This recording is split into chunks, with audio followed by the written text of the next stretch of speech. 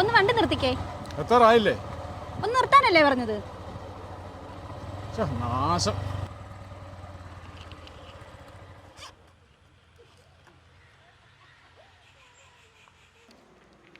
ഇന്ന് ആരാണോ ആവോ. ഹലോ മാഡം, ഇറങ്ങാൻ ഇന്ന് ഞാൻ കുറച്ച് ലേറ്റായി. ഇന്ന് ഞാൻ എൻ്റെ ടാർഗറ്റ് കംപ്ലീറ്റ് ചെയ്തോളാം. എനിക്കൊരു എക്സ്ക്യൂസും കേൾക്കണ്ട. കമ്പനിക്ക് തന്നെ പോലുള്ള ഒരാളിനെ ഇനി ആവശ്യമില്ല.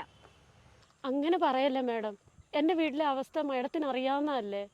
എല്ലാവരുടെയും അവസ്ഥ മനസ്സിലാക്കിയാലേ എൻ്റെ കമ്പനി മുന്നോട്ട് പോവില്ല. അതുകൊണ്ട് ഇനി തൊട്ട് അനി ജോലിക്ക് വരണ്ട. മാഡം അങ്ങനെ പറയല്ലേ മാഡം, ഇന്ന് ഞാൻ കംപ്ലീറ്റ്.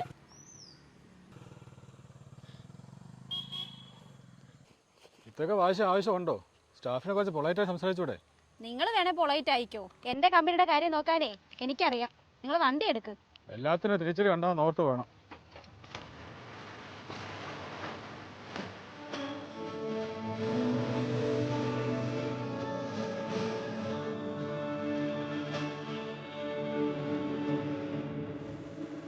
മേഡം, ഇവിടെ അടുത്ത് എവിടെയെങ്കിലും പമ്പ് ഉണ്ടോ? നേരെ ലെഫ്റ്റ് പോയാൽ മതി.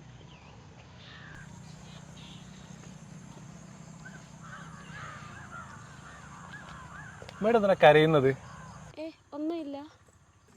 ഒരു പെൺകുട്ടി ഇതേപോലെ ഒരു സ്ഥലത്ത് നിന്ന് കരയണമെങ്കിൽ എന്തെങ്കിലും ഒരു പ്രശ്നം കാണും. എനിക്ക് 2 സിസ്റ്റേഴ്സ് ഉണ്ടേ. എൻ്റെ ജോലി പോയി. അതിനാണോ? ഇവിടെ ഒരു ജോലി പോയാൽ 10,000 ജോലി വേറെ കിട്ടും. അതിലൊന്ന് തനിക്ക് തരാൻ പറ്റുമോ? ആ പെട്രോൾ പമ്പ് വരെ എൻ്റെ കൂടെ നടക്കാൻ പറ്റുമോ?